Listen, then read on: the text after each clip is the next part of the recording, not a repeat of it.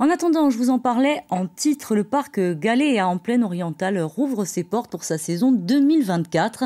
Et pour le premier dimanche d'ouverture, les organisateurs ont opté pour une journée dédiée à la biodiversité avec une conférence de l'ancien président du Muséum national d'histoire naturelle.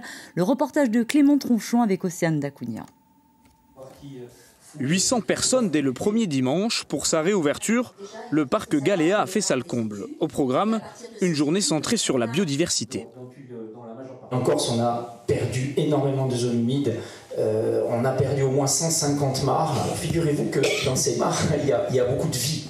Il y a de la vie animale, de la vie végétale. Et cette vie animale et cette vie végétale, c'est souvent le début de ce qu'on appelle la chaîne alimentaire. Table ronde, conférences, mais aussi ateliers pédagogiques pour les enfants. L'idée, faire comprendre à tous les enjeux liés à la biodiversité et apporter de la connaissance à différentes échelles. On a cette chance-là depuis quelques années que le public finalement adhère à notre programmation avec à chaque fois des questions très territoriales qui sont évoquées pour mieux comprendre la marche de notre île. Et on sait qu'après, avec ce rebond universel où on part au-delà des frontières naturelles de la Corse, eh bien, oui, le public adhère sur la biodiversité aujourd'hui, mais par chance sur les autres thèmes aussi, puisqu'en fait, on vient manger du savoir comme ça tous les dimanches. Quand on écoute ce genre de conférences, on se dit qu'on a quand même du souci à se faire. Donc c'est important de s'intéresser à ces sujets-là et puis de les rendre accessibles à tout le monde. Lui, il nous explique le poids que l'on a par rapport à la biosphère et on voit qu'on n'est pas grand-chose et on fiche tout en l'air.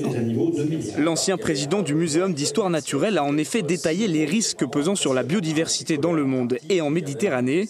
Une mer particulièrement sensible au changement climatique, mais aussi à d'autres pressions humaines sur l'environnement. Il y a des espèces invasives qui arrivent par le canal de Suez. Tous les ans, il y a une dizaine d'espèces qui passent par le canal de Suez, qui s'installent en Méditerranée orientale. On a un poisson qui a un joli nom qui s'appelle le poisson lapin et ça correspond à différentes espèces de poissons. On l'appelle lapin pas parce qu'il mange des carottes, mais simplement parce qu'il broute beaucoup les algues et ça fait basculer les écosystèmes méditerranéens dans de nouveaux équilibres. Et si jamais il s'installait complètement en Méditerranée occidentale, ça pourrait être assez dramatique, notamment pour les herbiers. Dimanche prochain, les visiteurs du parc en apprendront plus sur l'économie. Au programme, le marché de l'immobilier insulaire.